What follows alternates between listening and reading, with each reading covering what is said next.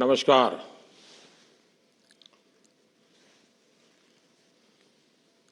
महाराष्ट्र के governor CP Radhakrishnan जी,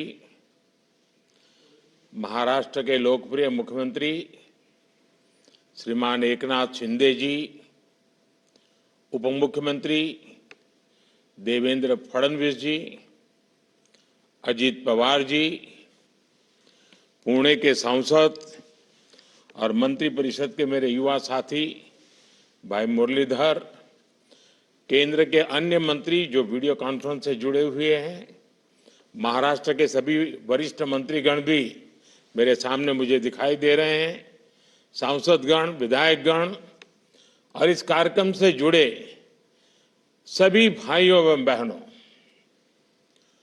पुण्यातील माझ्या सर्व लाडक्या बहिणींना आणि लाडक्या भावांना माझा नमस्कार। 2 दिन पहले मुझे कई बड़ी परियोजनाओं के लोकार्पण और शिलान्यास के लिए पुणे आना था, लेकिन भारी बारिश के चलते वो कार्यक्रम रद्द करना पड़ा। उसमें मेरा तो नुकसान है ही, क्योंकि पुणे की कण कण में राष्ट्रभक्ति है, पुणे के कण कण में समाज भक्ति है। ऐसे पुणे में आना वो अपने आप में ऊर्जावान बना देता है। तो मेरा तो बड़ा लॉस है कि मैं आज पुणे नहीं आ पा रहा हूं, लेकिन अब टेक्नोलॉजी के माध्यम से आप सभी के दर्शन करने का मुझे सौभाग्य मिला है। आज पुणे की ये धरती भारत की महान विभूतियों की प्रेरणा भूमि, महाराष्ट्र के विकास के नए अध्याय की साक्षी बन रही है। अभी डिस्ट्रिक्ट कोर्ट से स्वारगेट सेक्शन रूट का लोकार्पण हुआ है। इस रूट पर भी अब मेट्रो चलना शुरू हो जाएगी। स्वारगेट कात्रज सेक्शन का आज शिलान्यास भी हुआ है। आज ही हम सबके श्रद्धेय क्रांति ज्योति सावित्रीबाई फुले मेमोरियल की नींव भी रखी गई है।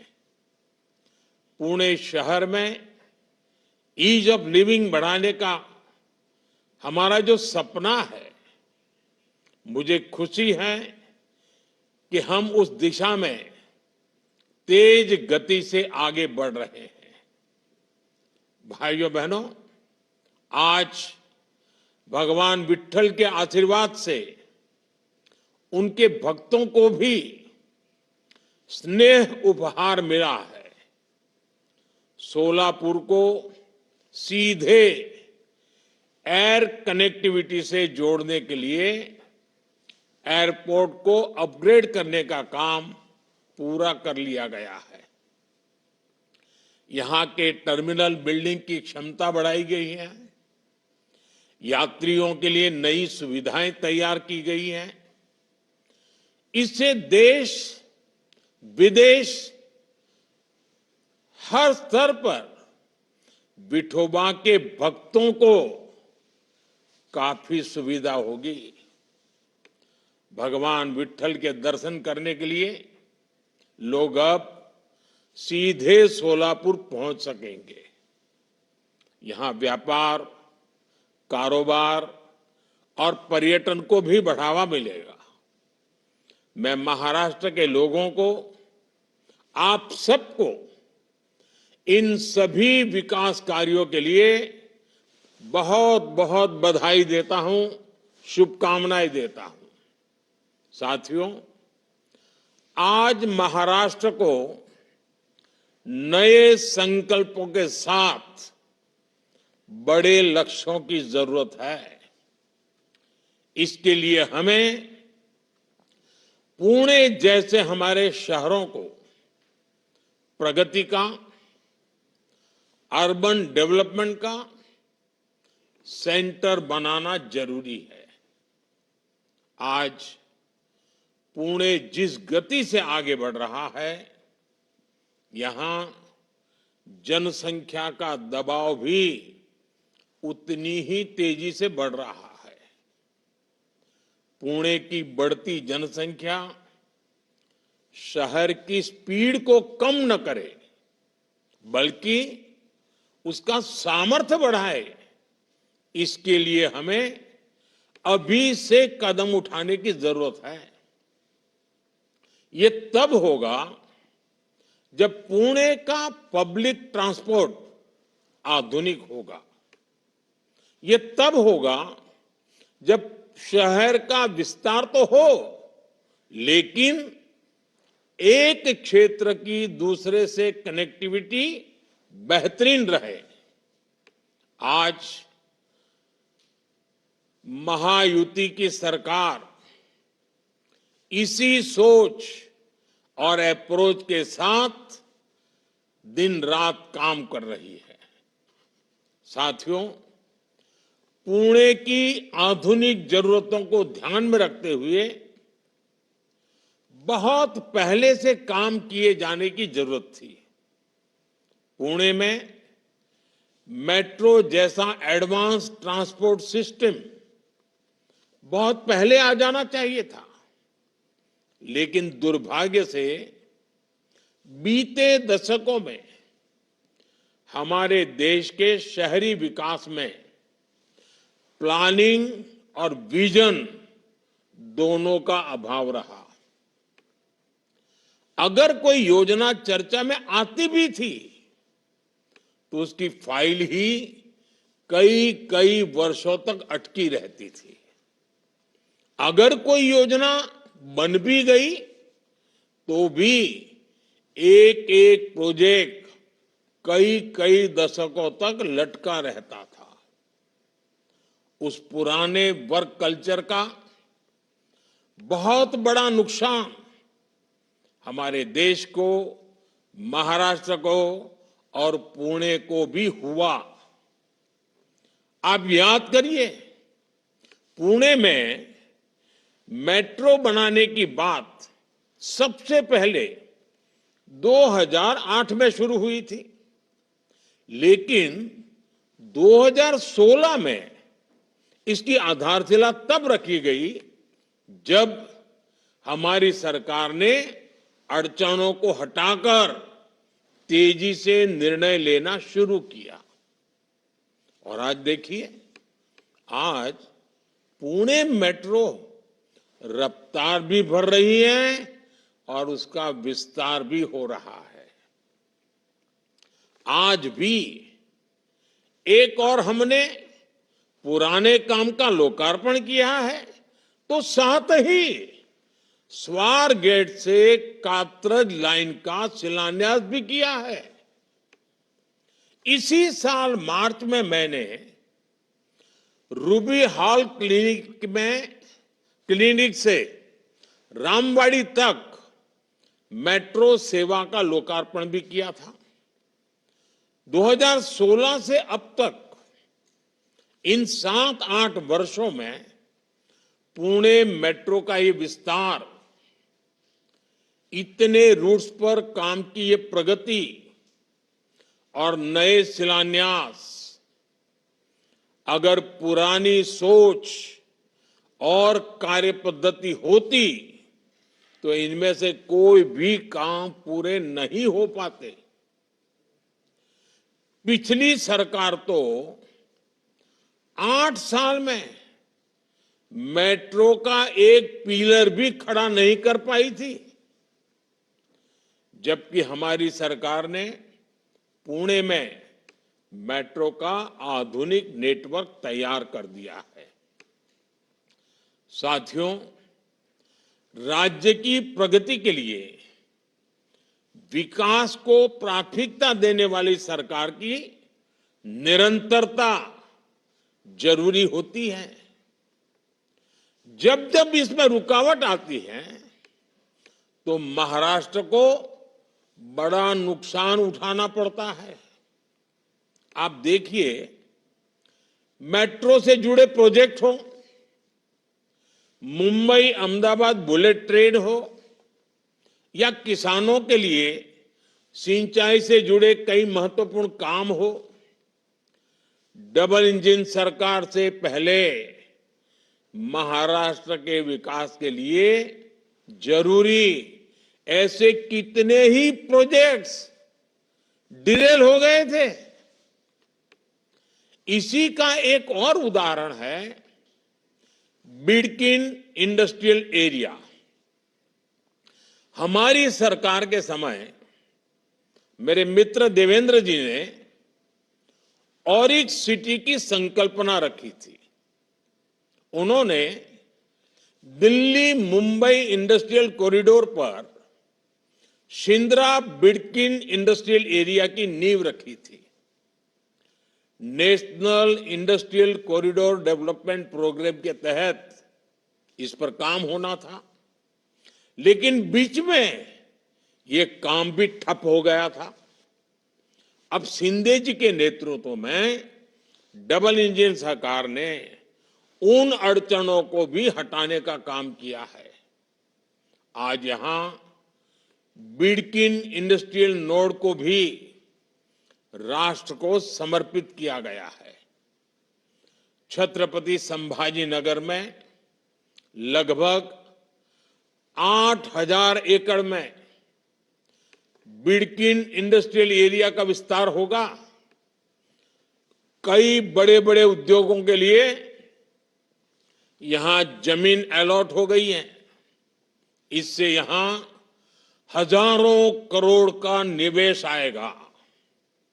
इससे हजारों युवाओं को रोजगार मिलेगा। निवेश से नौकरी पैदा करने का ये मंत्र आज महाराष्ट्र में युवाओं की बड़ी ताकत बन रहा है। विकसित भारत के शिखर पर पहुंचने के लिए हमें कई पड़ाव पार करने हैं। भारत आधुनिक हो, भारत का मॉडर्नाइजेशन भी हो, लेकिन हमारे मूलभूत मूल्यों के आधार पर हो। भारत विकसित भी हो, विकास भी करे और विरासत को भी गर्व के साथ लेकर आगे बढ़े। भारत का इंफ्रास्ट्रक्चर आधुनिक हो और ये भारत की आवश्यकताओं और भारत की प्राथमिकताओं के आधार पर हो। भारत का समाज एक मन, एक लक्ष्य के साथ तेज गति से आगे बढ़े। इन सारी बातों को ध्यान में रखकर हमें आगे चलना ही है। महाराष्ट्र के लिए भी जितना जरूरी फ्यूचर रेडी इंफ्रास्ट्रक्चर है, उतना ही जरूरी है कि विकास का लाभ हर वर्ग तक पहुंचे। ये तब होगा जब देश के विकास में हर वर्ग, हर समाज की भागीदारी होगी। ये तब होगा जब विकसित भारत के संकल्प को नेतृत्व देश की महिलाएं करेगी। समाज में बदलाव की जिम्मेदारी जब महिलाएं उठाती हैं तो क्या कुछ हो सकता है। महाराष्ट्र की धरती तो इसकी साक्षी रही है। इस धरती ने और इस धरती से सावित्रीबाई फुले ने महिलाओं की शिक्षा के लिए इतना बड़ा आंदोलन शुरू किया था। यहां बहन बेटियों के लिए पहला स्कूल खोला गया था। इसकी स्मृति को इस विरासत को संजो कर रखना जरूरी है। आज मैंने देश के उसी प्रथम गर्ल्स स्कूल में सावित्रीबाई फुले मेमोरियल की आधारशिला रखी है। मुझे खुशी है कि इस मेमोरियल में एक स्किल डेवलपमेंट सेंटर, लाइब्रेरी और दूसरी जरूरी सुविधाओं का निर्माण भी किया जा रहा है। ये मेमोरियल सामाजिक चेतना के उस जन आंदोलन की स्मृतियों को जीवंत करेगा। ये मेमोरियल हमारे समाज को, हमारी नई पीढ़ी को प्रेरणा देगा। भाइयों और बहनों, आजादी के पहले देश में जो सामाजिक हालात थे, जो गरीबी और भेदभाव था, उन हालातों में हमारी बेटियों के लिए शिक्षा बहुत मुश्किल थी। सावित्रीबाई फुले जैसी विभूतियों ने बेटियों के बंद शिक्षा के दरवाजों को खोला, लेकिन आजादी के बाद भी देश उस पुरानी मानसिकता से पूरी तरह मुक्त नहीं हुआ। कितने ही क्षेत्रों में पिछली सरकारों ने महिलाओं की एंट्री बंद करके रखी थी। स्कूलों में शौचालय जैसी मूलभूत सुविधाओं का अभाव था। इसके कारण स्कूल होने के बावजूद भी स्कूलों के दरवाजे बेटियों के लिए बंद थे। जैसे ही बच्चियां थोड़ी बड़ी होती थी, उन्हें स्कूल छोड़ना पड़ता था। सैनिक स्कूलों में तो बेटियों के एडमिशन पर रोक थी। सेना में ज्यादातर कार्यक्षेत्रों में महिलाओं की नियुक्ति पर रोक थी। इसी तरह कितनी ही महिलाओं को प्रेगनेंसी के दौरान नौकरी छोड़नी पड़ती थी। हमने पुरानी सरकारों की उन पुरानी मानसिकताओं को बदला, पुरानी व्यवस्थाओं को बदला। हमने स्वच्छ भारत अभियान चलाया। उसका सबसे बड़ा फायदा देश की बेटियों को, हमारी माताओं बहनों को हुआ। उन्हें खुले में शौच से छुटकारा मिला। स्कूलों में बनाए गए शौचालयों के कारण और बेटियों के लिए अलग शौचालयों के कारण बेटियों का ड्रॉप आउट रेट कम हुआ। हमने आर्मी स्कूल के साथ साथ सेना में तमाम पदों को महिलाओं के लिए खोल दिया।